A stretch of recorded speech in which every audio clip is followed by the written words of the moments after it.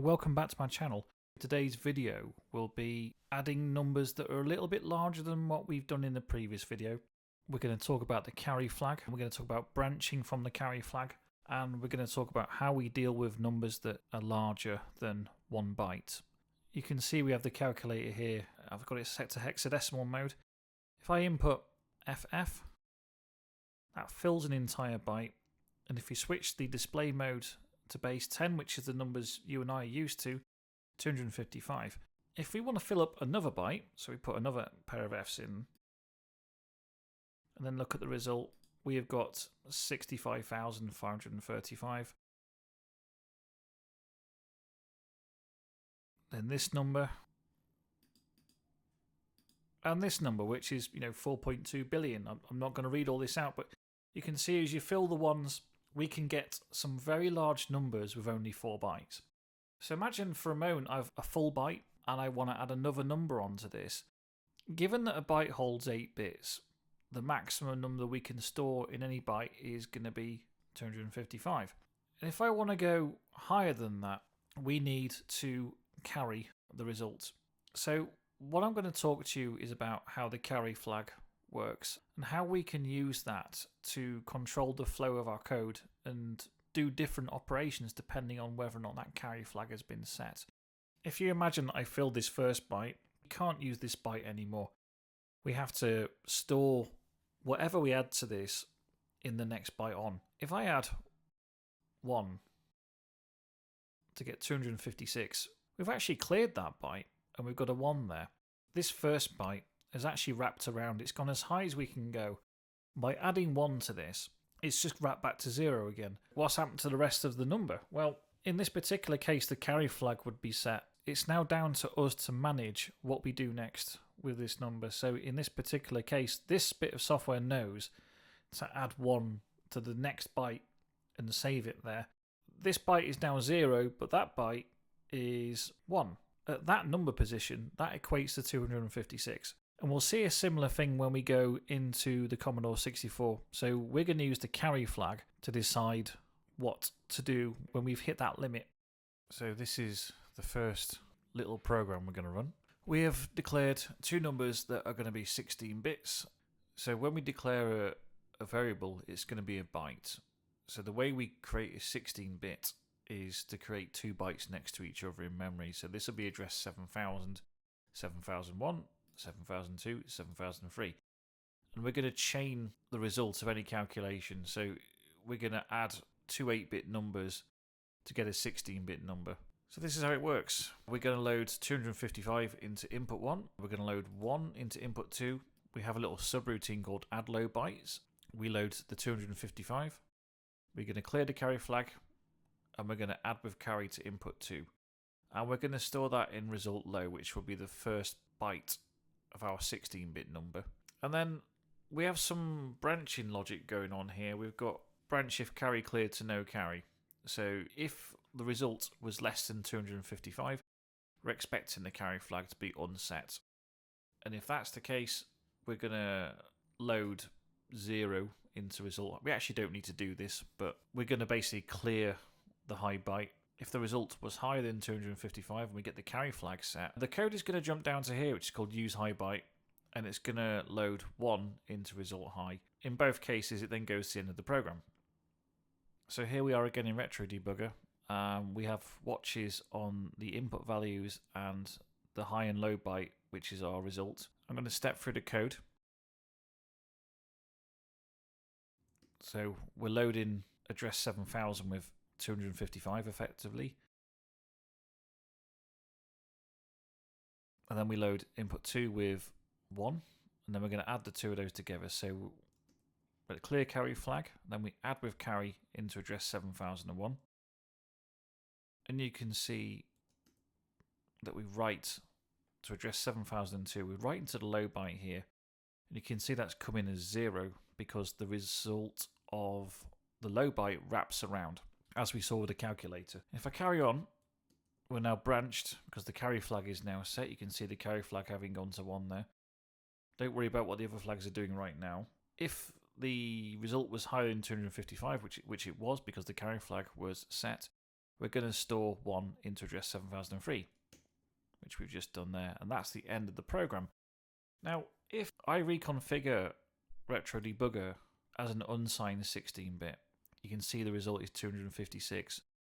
Now, what's happening is, I said before we could only store a byte. Well, if you tell Retro Debugger to treat this as a 16-bit value, it will look at this number and this number, and it will tell you what they both contain when they were added together. So that's how we get 256.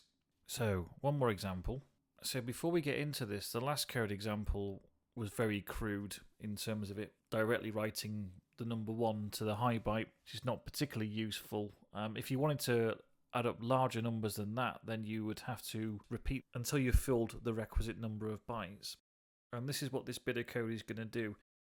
Before we get too much into this, something else you may want to consider, especially for those of you who are maybe writing a video game, is that you may not actually need to do all of this if you want to, say, move a sprite to a position that's higher than 255, because there are special registers in the Commodore 64 you can set off the result of the branch check that you've decided upon. So this is purely just for storing a large number and proving we can do it. This code comes with a health warning. I haven't tested it particularly well, so it could have errors in it, and there's definitely no housekeeping. So if you were to run this code over again, we may find some garbage data already there from a previous pass. So if you do want to use this code, you just need to be a bit careful that it might not be that viable in a program, but just for the purpose of storing a large number, it's fine. There's a bit of a difference between this and the last example. We're not going to be loading numbers into the accumulator to then store them in a register. We're just going to declare them. So what we can do is where before we had the bytes initialized as 0, for this example we can just define the numbers up front because we're not interested in taking an input from the user. So with the lowest byte first up to the highest byte, we're going to store 2 32-bit numbers. That's 4 bytes followed by 4 bytes. And then we allocate another 4 bytes for the result, and there's also a temporary byte keep hold of the result. The other thing we haven't really talked about yet is the X register and using that as a pointer, which is what we're going to do here. So the X register is going to start on 0. When it's at 0, it will be pointing at the first byte in our list, and as we increment it, it's going to point at the next byte and the next byte and so on and so forth. Other than that, the code is much the same as the one you just saw. It's going to check for the carry flag having been set, and if that is the case, it's going to add 1 onto the next byte. So we're going to increment X, store a 1 in the next byte, and then go back to where we just were again, and then we'll look at doing the next calculation and so on and so forth until we've filled all 4 bytes. As I say, I don't know how well this works. Basically, at the end, once we've done our 4 bytes, we just end the program. We are using X. You can see it says comma X there. So if we're looking at first number comma X, if X is at 0, it'll be this byte. If X goes to 1, it'll be that one. If X goes to 2, that one. And X goes to 3, it'll be that one. So we're just using it as a pointer. Okay, so this is the last example I just wanted to show you. Apologies if you can't see this. I can't seem to make this part any bigger, so it's difficult to read the numbers, but we're going to add 847 decimal to 1265 decimal. I'm going to see what we come out at. I've got Retro Debugger set to 32 bits, so it's telling me if I point it at the first of those bytes, it will read 4 bytes in a row and give me a 4-byte number, which is 32 bits. The result, I'm just going to set to binary because we want to see all this happening as we step through the code. And again, I've put a breakpoint on address 080E, so the program comes to a stop and we can cycle through it.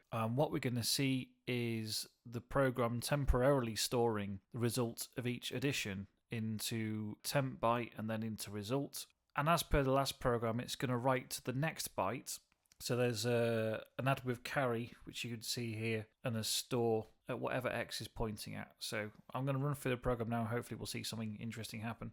Okay, so I have the code running now, and we've set a breakpoint on 080E, which is where our program starts. That's where main is defined. I'm going to pause it now, and I'm going to step through each instruction as we go. So the first thing you'll notice is that we've got, and unfortunately I can't make this any bigger for you, I apologise. We've loaded the first 4 bytes from 7000 with the first number, which is 847. We have loaded the next 4 bytes, which starts at 7004 with a second number, which is 1265, and we're going to see what this does for us now. I'm going to step through each instruction. With the X register at 0, we're going to load our first byte, and then we add with carry the first byte of the second number, which stores F1 in there. And then we're going to do a branch carry check to see if the result of that number was higher than 255. And what's happened is we've stored the result of that intent byte, which is 700C. So you can see that the carry flag is set, which indicates we've had a result that was higher than 255. So we now need to store a 1 in the next byte, which is what will happen now. So we're going to load 1 into the accumulator, which you can see there. There's a 1 in the accumulator now. We're going to increment X. That goes up to 1, which is now going to point us at the next byte. Rather than storing it at 7008, it's going to store it in 7009. And you can see a 1 has just gone into 7009. You can just about make that out, hopefully. And now we return back to the previous operation.